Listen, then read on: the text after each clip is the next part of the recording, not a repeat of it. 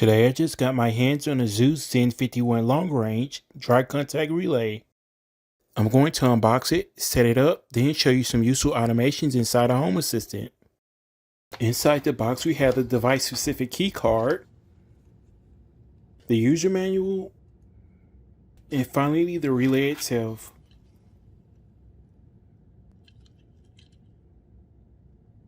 To ensure that I don't have any problems including devices into my network, I like to exclude them first.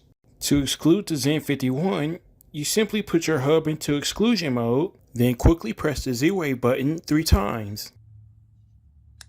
The LED indicator will turn green for 2 seconds if the exclusion is successful. To include the ZEN51, you put your hub into inclusion mode, and then quickly press the Z-Wave button on your ZEN51 3 times. The LED indicator should start blinking green, and then you should get a prompt to enter in your device-specific key. Once you enter in your device-specific key, the LED indicator should turn solid green for 2 seconds if the inclusion is successful, or turn solid red for 2 seconds if the inclusion failed.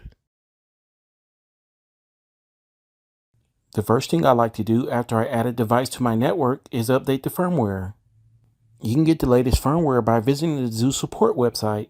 You simply search for your device and then click on the appropriate link to download the firmware. Now that we have our firmware downloaded, we need to extract the .gbl file from the zip file, then head over to Home Assistant to install it. To install the new firmware, click the Advanced button under the Node settings. Then under Firmware Update, click Begin. Click the paperclip to select your firmware file, then click OK to start the update process. If you exit out of the Advanced menu, you can see the update progress in the control panel. Once the process completes, you will see a green box telling you that the update was a success. Now that our firmware is up to date, let's configure our device. The ZEN51 has 11 different parameters that you can configure. Let's take a look and see what each one does. Parameter 1 allows you to enable or disable the LED indicator. When the LED indicator is enabled, the LED indicator turns on when the ZEN51 turns on and turns off when the ZEN51 turns off. If I disable the LED indicator, it will be always off. Now when I turn my ZEN51 on and off, nothing happens to the LED indicator. Parameters 2, 3, and 10 control the auto timer functionality. When enabled, this allows you to use timers to automatically turn the ZEN51 on or off. Let's see what happens when I set parameter 10 to seconds and parameter 2 to a value of 3. As you can see, when I turn the ZEN51 on, it automatically turns itself off 3 seconds later. Parameter 3 works the same way. Let's see what would happen if I set parameter 3 to a value of 3 and then turn my ZEN51 off. As you can see, when I turn my ZEN51 off, it automatically turns itself back on 3 seconds later. Parameter 4 allows you to specify the state the ZEN51 should be in after it powers on after a power failure. The default is to return to its previous state, but you can set it to always off or always on. Parameter 5 allows you to enable or disable scene control. When scenes are enabled, certain button presses generate event notifications. These notifications can then be used as triggers for your automations. It's important to note that in order for your scenes to work properly, the switch you have connected to your ZEN51 must be a momentary switch, and parameter 7, which defines the external switch type, must be set to momentary switch. If you go to the central scene section of your node settings, you can see some of the events that get generated.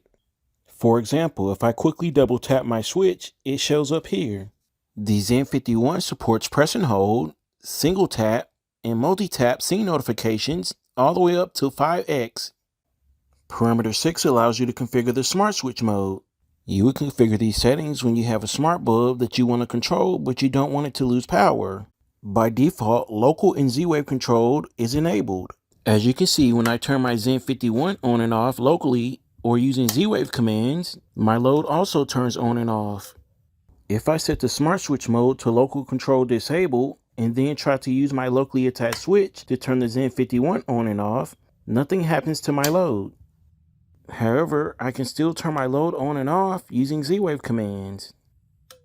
If I set parameter 6 to local N Z-Wave control disable, neither method will be able to turn my load on or off. It's important to note that even with local N Z-Wave control disabled, the ZEN51 will still report on and off control and change the LED state despite not actually controlling the load.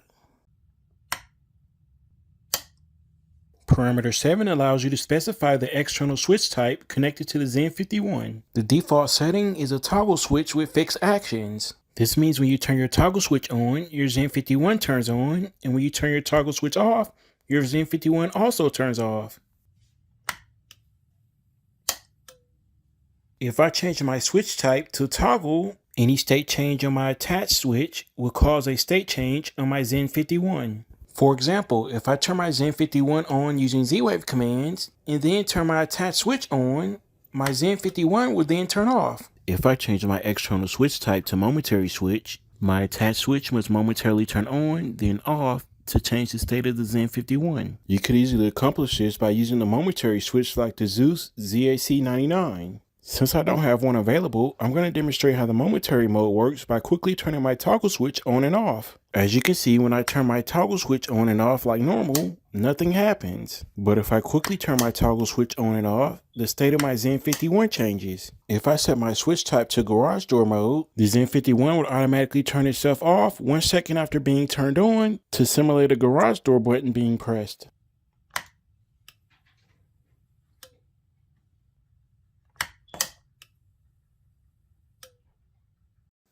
Parameter 8 allows you to specify the type of association reports the ZEN51 sends to the controller.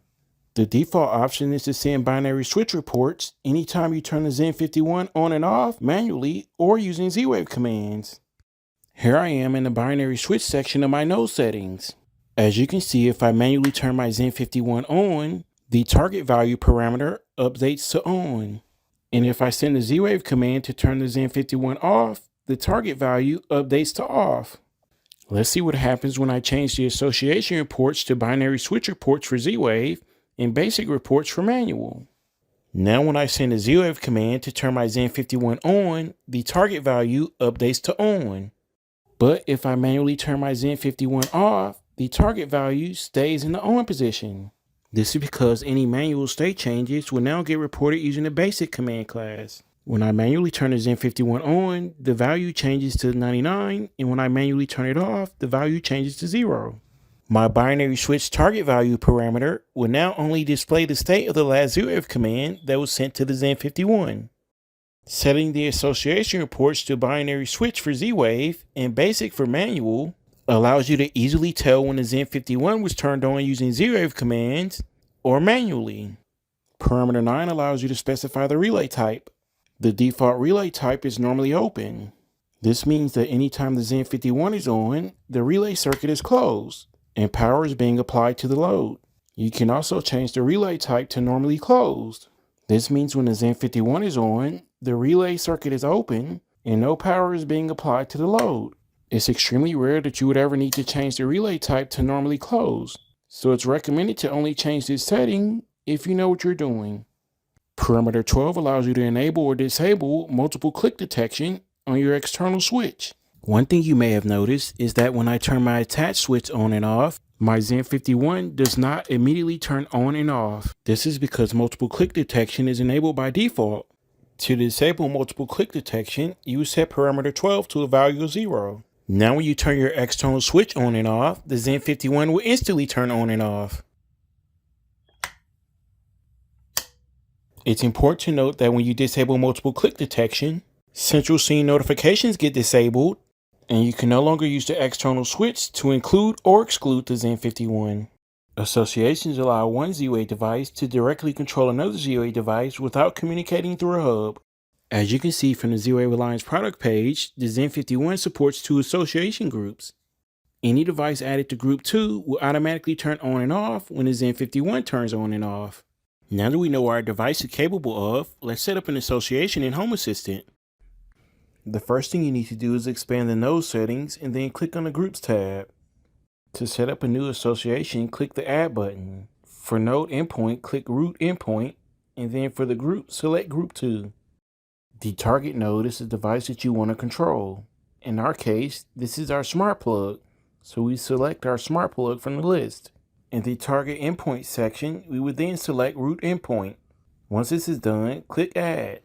If everything is successful, you should see your new entry in the list.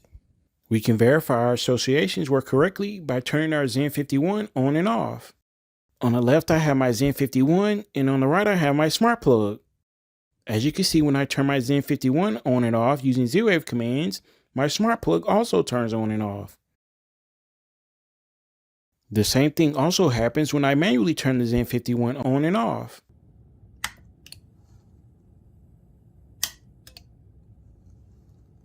The ZEN51 also supports being used in a 3-way setup.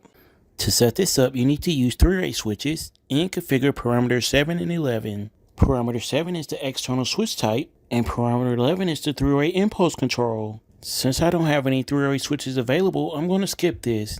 But if you want to learn how to wire the ZEN51 in a 3-way setup, just refer to the manual. Now that I've unboxed the device and showed you all the configuration settings, I want to show you some useful automations that you can set up inside a Home Assistant. The first thing I want to do is show you how to use the scenes as triggers for your automations. In Home Assistant, click Add Trigger, select Device, and then select your ZEN51 from the device list. The default trigger selected is Central Scene Action on Scene 1. If you click in the Value section, you will see that you have 7 different triggers that you can use for your automations. You can use a single press all the way up to a 5 times press. Another thing you may want to automate is when the local control is enabled.